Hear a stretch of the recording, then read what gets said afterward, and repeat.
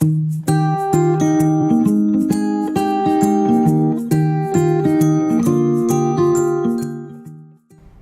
el doctor Jorge Cyrulnik, soy médico especialista en psiquiatría, trabajo como psiquiatra de planta en la unidad de infectología y VIH del Hospital Fernández hace 22 años, desde el año 1993.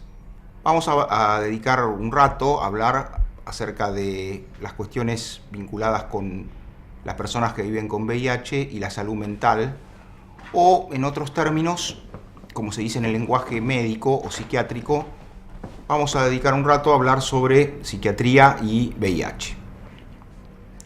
En psiquiatría y VIH hay una cantidad de temas, se puede pensar, por ejemplo, en 10 temas. Ustedes pueden ver una placa con los 10 temas principales que tienen que ver con la psiquiatría y VIH. No lo vamos a poder desarrollar todos en el tiempo que tengo, pero vamos a plantear algunas cosas acerca de 4 temas que yo considero que son críticos para trabajar en psiquiatría con pacientes que viven con VIH. El primer tema es que los pacientes con VIH suelen tener depresión. Esto, dicho así, parece como si que todos tuvieran depresión, pero no todos tienen depresión. Pero la depresión es el trastorno psiquiátrico más prevalente de los pacientes con VIH. Y estos estados depresivos de la gente que tiene VIH no se diagnostican o pasan desapercibidos en un porcentaje muy alto de los casos. Entonces, como no se diagnostican, no se tratan. Y como no se tratan, siguen su curso, y eso tiene impacto sobre básicamente 3 cosas. En primer lugar, tiene impacto sobre la calidad de vida de la persona que vive con VIH. En segundo lugar, tiene impacto sobre la progresión de la enfermedad. Tener depresión y tener VIH significa que estas dos condiciones se las conoce con el nombre de condiciones singénicas. Estas dos condiciones se mueven juntas y una interacciona sobre la otra. Entonces se produce como una especie de solapamiento entre VIH y depresión, y estas dos cosas caminan juntas, y si caminan juntas las cosas van mal. Otro de los elementos sobre los que impacta la depresión es sobre la adherencia al tratamiento antirretroviral. La persona con depresión puede caer en fallo de la adherencia al tratamiento antirretroviral, y eso tiene enormes consecuencias sobre el resultado final de lo que puede pasar con su enfermedad VIH. De manera que en todos los centros donde se asisten personas con VIH o pacientes con VIH, tiene que buscarse activamente qué pacientes están cursando un estado depresivo. Eso se debe hacer siempre de rutina. Una vez hecho el diagnóstico de estado depresivo, que es bastante fácil de hacer. Es más, para hacer un diagnóstico de estado depresivo no se requiere de un psiquiatra, no se requiere de un psiquiatra muy entrenado o muy entrenado en VIH para hacer este diagnóstico, sino que muchas veces un clínico, o mejor dicho, los médicos de staff, los clínicos que trabajan con los pacientes con VIH, pueden hacer este diagnóstico. Una vez hecho este diagnóstico, el paciente debe ser tratado, y los tratamientos que tenemos hoy en día son eficaces. Son eficaces para tratar la depresión y sacar al paciente adelante, sacarlo del estado depresivo y, por ejemplo, restituir la adherencia al tratamiento antirretroviral en el caso de que ésta esté fallando. El porcentaje de prevalencia de depresión en los pacientes VIH es alto, es de aproximadamente un 40-42%. Este porcentaje es alrededor de 4 veces el que tiene la población general. Es decir, que la prevalencia de depresión en pacientes con VIH es mucho mayor que en la población general. De manera tal, entonces, que insisto que en los centros que trabajan con pacientes con VIH, el diagnóstico de depresión debe buscarse activamente, debe detectarse a los pacientes que están con depresión y se los debe tratar. El tratamiento del paciente con depresión se mueve en dos dimensiones. Una es el uso de fármacos antidepresivos, ahora vamos a ver cuáles. Y en segundo lugar, el trabajo con psicoterapia del paciente que está con depresión. Empecemos por la primera parte, que sería el uso de antidepresivos. Los pacientes con VIH pueden recibir antidepresivos. Pueden recibir antidepresivos igual que cualquier paciente con depresión que no tenga VIH. Para elegir un antidepresivo a usar o para elegir un fármaco antidepresivo aplicable a pacientes VIH, hay que tener en cuenta lo siguiente. Hay que tener en cuenta qué tipo de antivirales está tomando. ¿Qué tipo de antivirales está tomando el paciente? ¿Cuál es el régimen antirretroviral que está recibiendo el paciente? Por ejemplo, si el paciente está recibiendo inhibidores de las proteasas, sobre todo inhibidores de las proteasas busteados con ritonavir, hay muchos antidepresivos que no se pueden usar.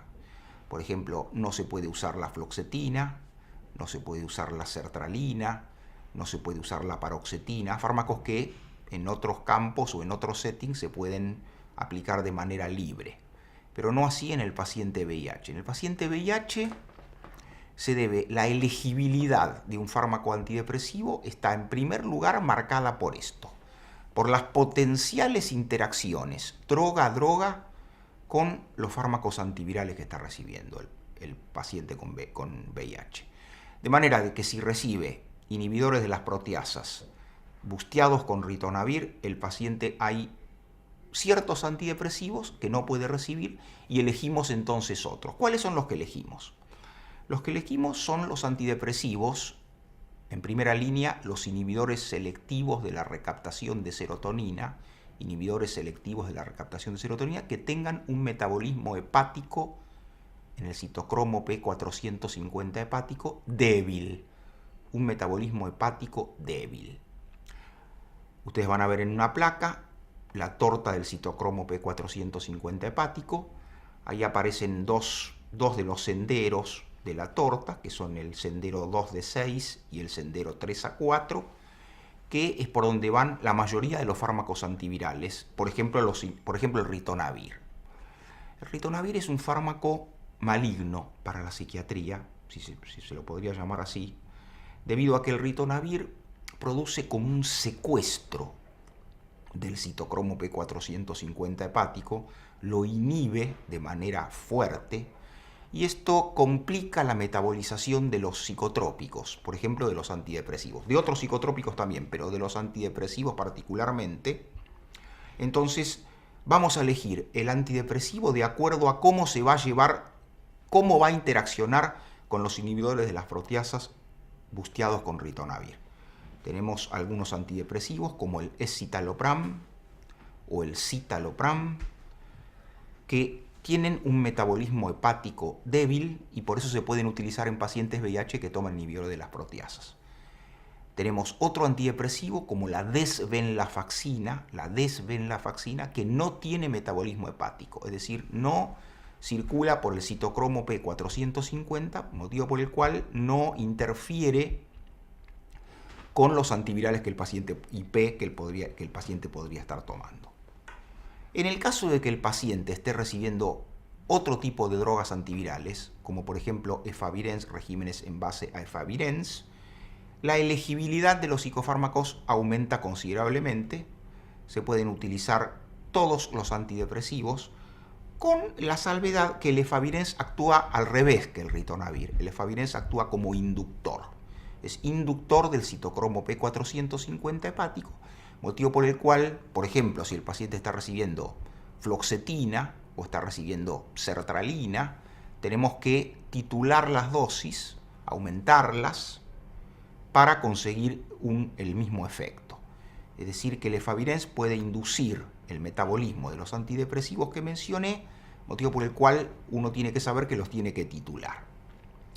En el caso de que el paciente esté recibiendo inhibidores de la integrasa, que ahora son la nueva familia de drogas que se han incorporado a los regímenes HART, drogas como el dolutegravir o como el raltegravir, estas drogas no interfieren con el metabolismo de los antidepresivos, Sí, por ejemplo, podría pasar que un paciente esté recibiendo uno de los inhibidores de la integrasa, que es el elvitegravir, que se bustea con cobicistat, y el cobicistat actúa igual que el ritonavir. El cobicistat también es un inhibidor potente del citocromo P450 hepático, y esto lleva a que uno no pueda utilizar la mayoría de los antidepresivos, salvo los que tienen un metabolismo citocromo P450 débil.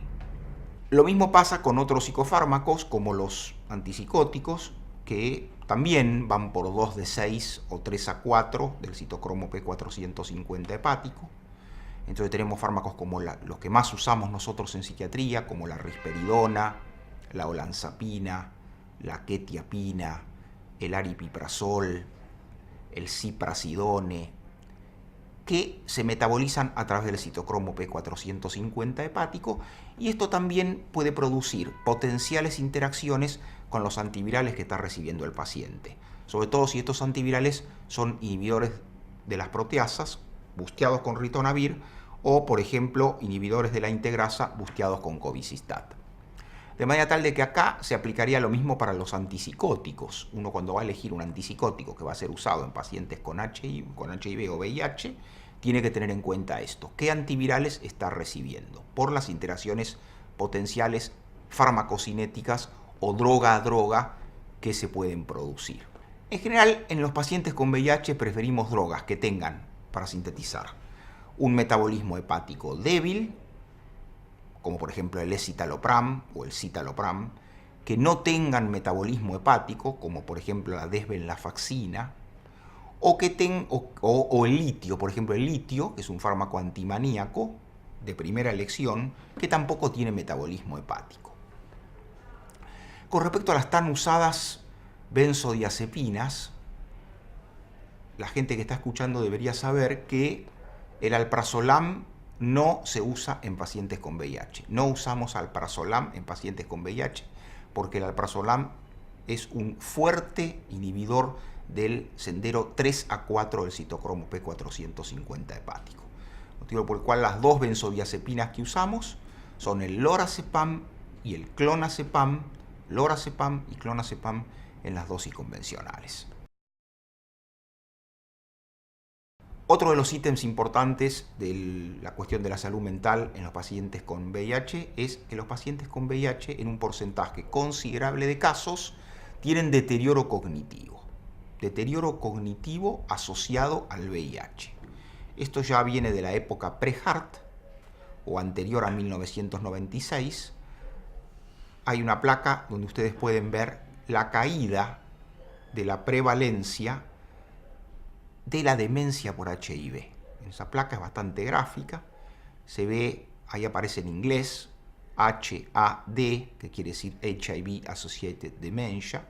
Esa placa creo que es una de las pocas que no está en castellano, donde se debería saber que ya no vemos pacientes, o vemos muy poco, mejor dicho, pacientes con demencia por HIV. Antes de 1996, ver pacientes jóvenes, 28 años, 25 años, 32 años, 19 años, pacientes VIH que tenían demencia. La demencia por HIV era la causa número 1 de demencia en personas que tenían entre 18 y 40 años. Esto en la era pre-HART. La demencia por HIV tenía una prevalencia que en algunas series en el mundo alcanzaba el 30% de los casos. Es decir, que cada 10 pacientes con VIH había 3 que se conducían a la demencia. Esto fue radicalmente cambiado por la terapia antirretroviral de gran eficacia. A partir de 1996 ya no vemos estos casos de demencia, y en ninguna parte del mundo, por lo menos en los centros desarrollados o en los países de recursos intermedios como nosotros, pero que tienen atención para VIH de excelencia, la demencia por HIV no supera el 8% de los casos. Es decir, se pasó de un 30% a un 8% o menos todavía en muchos centros. Pero, si bien cayó la demencia por HIV, que era una enfermedad que, como ven ustedes en una placa, donde se muestra una resonancia magnética nuclear del cerebro, era una enfermedad que atrofiaba el cerebro. Atrofiaba el cerebro y además producía lesiones serias en la sustancia blanca subcortical. Esta enfermedad, la demencia por HIV, por suerte no la hemos superado, pero hemos controlado su prevalencia. Y ahora nos enfrentamos a otro tipo de problemática, que es el desorden neurocognitivo por HIV en la era HART. ¿Cómo es el desorden neurocognitivo por HIV en la era HART? El desorden neurocognitivo por HIV en la era HART no ha desaparecido. Sigue estando, no con las formas tan graves como de demencia, pero sigue estando en formas más leves o moderadas, que se lo conoce con el nombre de desorden neurocognitivo asociado al HIV o al VIH de carácter leve moderado. Hay 3 formas clínicas, entonces, esto se lo conoce con el nombre de criterios de Frascati.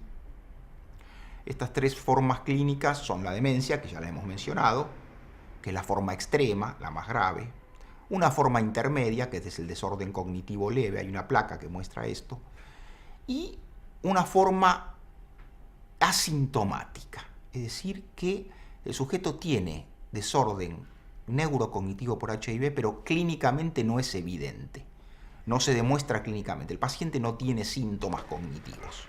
Entonces, ¿esto cómo se pone en evidencia? Se pone en evidencia con pruebas, con test cognitivos que los médicos o los neuropsicólogos tienen que poner en práctica para poner en evidencia el cuadro de desorden neurocognitivo asociado al HIV o al VIH asintomático. Estas son las 3 formas clínicas o formas de Frascati.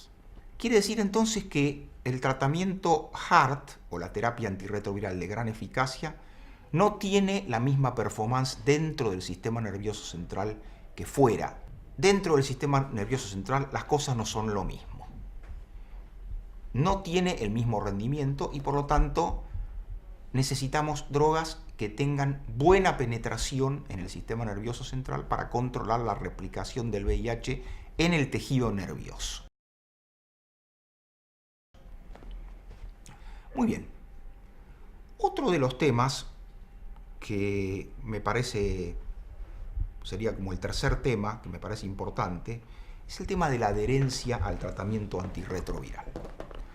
La adherencia al tratamiento antirretroviral es un tema crítico acá en la Argentina y en todos los países del mundo. No solamente en Occidente, sino en todos los países del mundo. Hay un porcentaje de pacientes que no adhiere al tratamiento antirretroviral. Esto significa, nosotros en medicina utilizamos la palabra adherencia al tratamiento. Esta puede ser una palabra que confunda. Adherencia al tratamiento significa que el paciente acepta que tiene que tomar un tratamiento complejo, que se compone de varios fármacos, habitualmente 3, y que los tiene que recibir en forma permanente. En forma permanente. Esto quiere decir todos los días y de manera indefinida, porque no sabemos hasta cuándo va a ser esto. Pero por ahora es permanente. Hay que estar bajo un tratamiento de 3 drogas que muchas veces vienen coformuladas. Por ejemplo, hay una droga, unos comprimidos que tienen las tres drogas, 3 drogas y que el paciente la toma una vez por día. Eso resulta muy cómodo. Pero muchas veces no resulta tan cómodo y el paciente tiene que tomar 3 drogas, a veces hay que tomar 4 y a veces hay que tomar 5 también. Es decir que el paciente con VIH tiene un ajuste, nosotros utilizamos esta palabra, tiene un ajuste o una adaptación a la enfermedad en 2 fases. El paciente se tiene que adaptar a la situación HIV y además a tomar los antivirales. Es decir que la adaptación o el ajuste al proceso VIH es bifásico. Tenemos una primera fase de ajuste a la problemática VIH y una segunda fase que es el ajuste o la adaptación a tomar los antirretrovirales. No es lo mismo una cosa que la otra, pero ambas cosas muchas veces y sobre todo hoy en día con la tendencia mundial a tratar a todos los pacientes o a tratar a todas las personas que conviven con el virus, independientemente de si están inmunosuprimidas o del nivel CD4 que tienen, como hoy en día hay una tendencia a tratar a más personas, Entonces, muchas veces la adaptación a la cuestión VIH va junta a la adaptación a adaptarse a los antirretrovirales. A esto nosotros lo llamamos pliegue ARB de antirretrovirales, de la subjetividad HIV. Es decir, primero el sujeto, esto tiene como una especie de dialéctica procesal. ¿Qué quiere decir esto? Quiere decir que esto se configura de la siguiente manera. A una persona le dicen que es HIV positiva, esto entra como un shock psíquico, entra como un input psíquico, y el psiquismo tiene que procesar esta información. El psiquismo moviliza una instancia que nosotros la llamamos identicón. Hay una placa donde se puede ver la dinámica de esto. El identicón es una instancia psíquica que configura la identidad de un sujeto, que lleva al sujeto desde un prompt o input psíquico, por ejemplo, cuando el médico le dice, sos HIV positivo, tenés una serología HIV positiva, te dio positivo el test HIV o VIH, entonces el sujeto inicia un proceso de adaptación psíquica que, si se ejecuta, digamos, de manera, llamémosle, adecuada, va a terminar con la configuración de una nueva subjetividad. Tener VIH o convivir con VIH es tener una nueva subjetividad. Tener una nueva subjetividad desde el punto de vista de la política del sujeto, de su vida laboral, de su vida social, de su vida sexual y de su vida afectiva. Todos estos estamentos del sujeto se ven como conflictuados por la cuestión VIH. Esto no sucede con muchas otras enfermedades, digamos. La enfermedad VIH, es una enfermedad del ser. No es, o mejor dicho, no es solamente del tener. La gente dice, soy HIV positivo. Nadie dice, por ejemplo, soy hepatítico o soy cardiópata. Hay algunas otras enfermedades que también son del ser. Por ejemplo, el asma. El asma es una enfermedad del ser. El sujeto te dice, soy asmático. Estas enfermedades del ser son las que tocan todos los estamentos del psiquismo. El sujeto, entonces, resumiendo, recibe el input, se activa el identicón y el sujeto configura su subjetividad HIV. Nosotros hacemos una diferencia entre subjetividad HIV o VIH e identidad VIH o HIV, pero no es el tema de esta charla entrar en eso. Solamente sería bueno que se entienda que tenemos la subjetividad HIV y esa subjetividad HIV tiene que tener un pliegue, tiene que tener una ventana abierta a los antivirales. La subjetividad HIV tiene que estar perforada por el ombligo de los antivirales. Los antivirales en algún momento van a aparecer. Cuando el médico le dice al paciente, bueno, ahora tenés que tomar los antivirales. El sujeto tiene que estar potencialmente abierto hacia esa posibilidad. Cuando eso ocurre, el círculo se cierra y el sujeto se convierte en un sujeto VIH positivo responsable, que va a los controles médicos, que toma los antivirales, que consigue su carga viral indetectable y que tiene responsabilidad sexual. Muy bien. Para nosotros, la adherencia al tratamiento antiviral, para que se configure la adherencia al tratamiento antiviral, se tiene que dar esta dialéctica procesal que acabo de mencionar.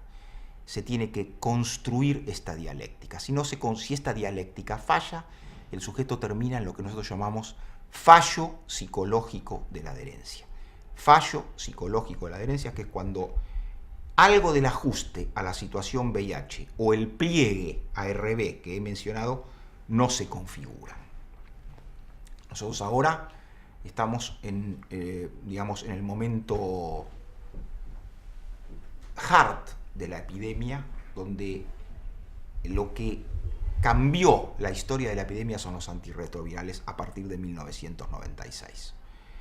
Hubo un periodo que se lo conoce con el nombre de pre-HART o periodo negro de la epidemia, que fue entre 1981 y 1996, donde la enfermedad o las personas con VIH no es que se las discriminaba, directamente se las guetizaba. Se producía una situación paranoica de la sociedad donde las personas prácticamente estaban guetizadas, estaban segregadas de la sociedad. Y con el agravante de que esta situación, además de ser como un gueto social, las personas se morían todas. Es decir, era una enfermedad para la muerte. Era una enfermedad, digamos, heideggeriana, una enfermedad para la muerte. Ahora, desde 1996 para acá, con el tratamiento antiviral, la infección por VIH se convirtió en una infección crónica. Ahora es una infección crónica como cualquier otra. Tengo una infección crónica, me trato y con eso puedo convivir. Es decir, que puede haber una convivencia con el VIH. Y no solamente que puede haber una convivencia con el VIH, sino que a lo mejor va a haber una trascendencia post-VIH. ¿Esto qué quiere decir? Que a lo mejor, probablemente, no podamos erradicar el virus del organismo, no lo podamos extraer del organismo, así como tampoco podemos extraer otros virus, por ejemplo el virus del herpes. Por ejemplo, sí, el virus del herpes tampoco se puede extraer y es un virus, o el virus JC, que es un virus que está en estado de latencia en el organismo. El VIH es un virus que por ahora no se puede extraer, pero a lo mejor vamos a vivir una era donde tener VIH no solamente signifique no morirse, ni siquiera tener una infección crónica, convivir con un virus que no se va a expresar, que va a estar con nosotros, en nuestro cuerpo, pero que no se va a expresar. Entonces, esto habla ya de una era de trascendencia post-VIH que seguramente va a venir en las próximas décadas. El último ítem que quería mencionar, que me parece muy importante, y esto ya va más para la gente que trabaja en el campo PSI, tiene que ver con los dispositivos de psiquiatría y VIH. Hay una placa de esto también, sintética sobre esto, donde existen, digamos, dos modalidades de dispositivos de psiquiatría para VIH. Una son los dispositivos tradicionales o de psiquiatría de interconsulta, como se la suele llamar, o de psiquiatría de enlace. Creo que estoy en condiciones de decirle, después de 25 años de trabajo con pacientes con VIH en psiquiatría, que este modelo de psiquiatría de interconsulta o de psiquiatría de enlace está perimido en el campo VIH.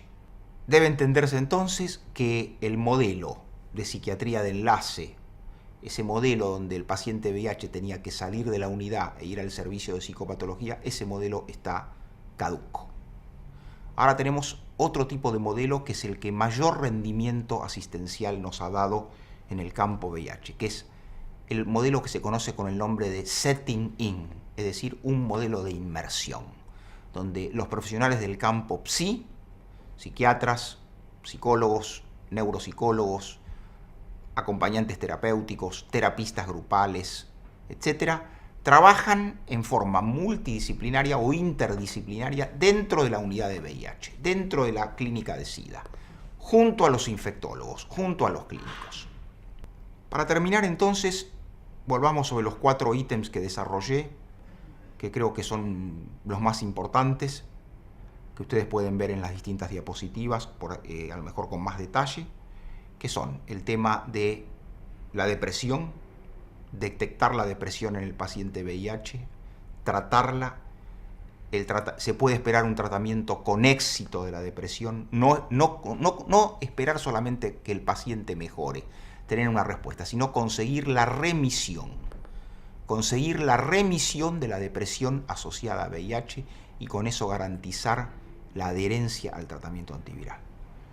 En segundo lugar, cuidar la elegibilidad de los psicotrópicos, que los psicotrópicos que recibe un paciente VIH siempre tienen que estar acordes o ajustados al tratamiento antiviral que está recibiendo por las posibles interacciones farmacocinéticas o de droga-droga. En tercer lugar, escuchar, contener el tema del ajuste a la enfermedad HIV o VIH, contener el estigma social, contener la discriminación que sigue existiendo en nuestra sociedad. Los médicos también tenemos la obligación de, no solamente de los conocimientos técnicos biológicos, sino también de contener al sujeto que vive con VIH desde el punto de vista biopsicosocial en todo lo que se pueda. Y en tercer lugar, diseñar dispositivos de psiquiatría donde el sujeto no tenga que irse a otro estamento, a ver a otro equipo de profesionales, sino de tener profesionales, sí, disponibles en la unidad de VIH. Muchas gracias.